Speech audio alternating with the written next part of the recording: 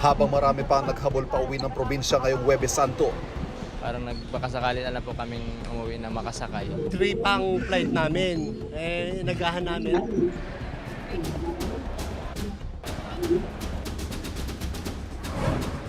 Walang traffic sa Metro Manila. Sinamantala naman ng ilan. It's like a breath of fresh air being in a place na sobrang daming buildings. Iba't ibang paraan ng pagpepenitensya. Sacrifice run siya and in the same time bisita iglesia.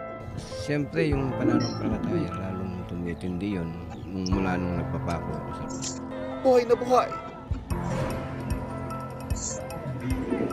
Sisilipin din natin ng turismo sa ilang patok na pasyalan.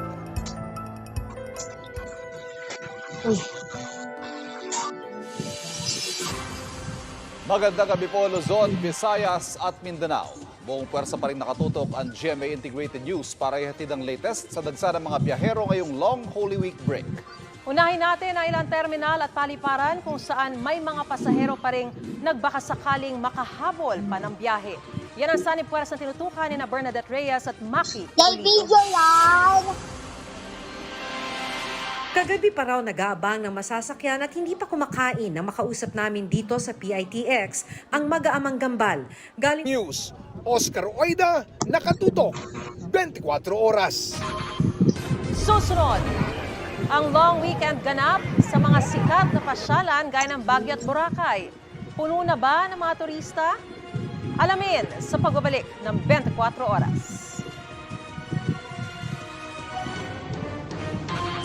Regional TV 1 Western Visayas, John Sala. Nakatutok 24 oras.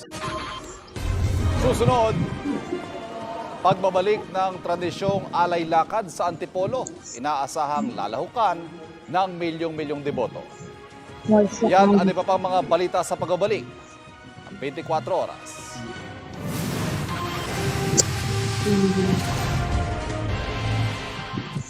Tayo na sa Antipolo at doon mag-alay lakad tayo. Ang tradisyon kasing yan sa kauna-unahang international shrine sa bansa na Antipolo Cathedral muling nagbabalik. Ang sitwasyon doon tinutukan live ni Ian Cruz. Ian. Maris, sa mga sandaling ito talagang marami ng tao dito sa Antipolo Cathedral ngayong Huwebes Santo at Maris, sa pagtataya nga ng mga otoridad ay tinatayang nasa 6 na milyong deboto ang pupunta rito hanggang bukas ng umaga dahil nga sa pagbabalik ng Alay-Lakad. Huwebes Santo sa iyo, Maris. Mapagpalang Huwebes Santo rin sa iyo at maraming salamat, Ian Cruz.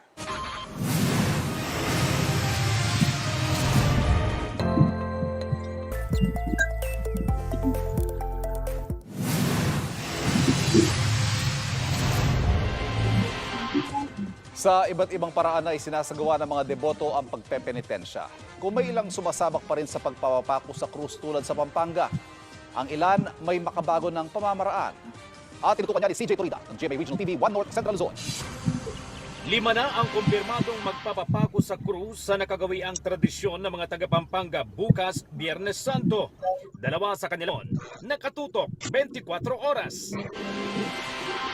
At yan ang mga balita ngayong Huwebes Santo. Ako po si Ivan Mayrina. Ako naman po si Mariz Umali, buong puso para sa Pilipino. Ito ang GMA, walang kinikilingan, walang pinoprotektahan. Walang kasinungalingan, serbisyong totoo lamang.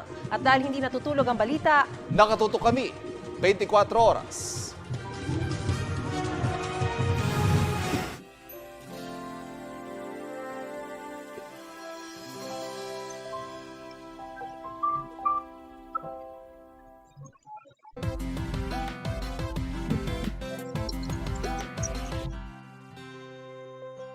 Pinastik ako. Kasama si Tikman.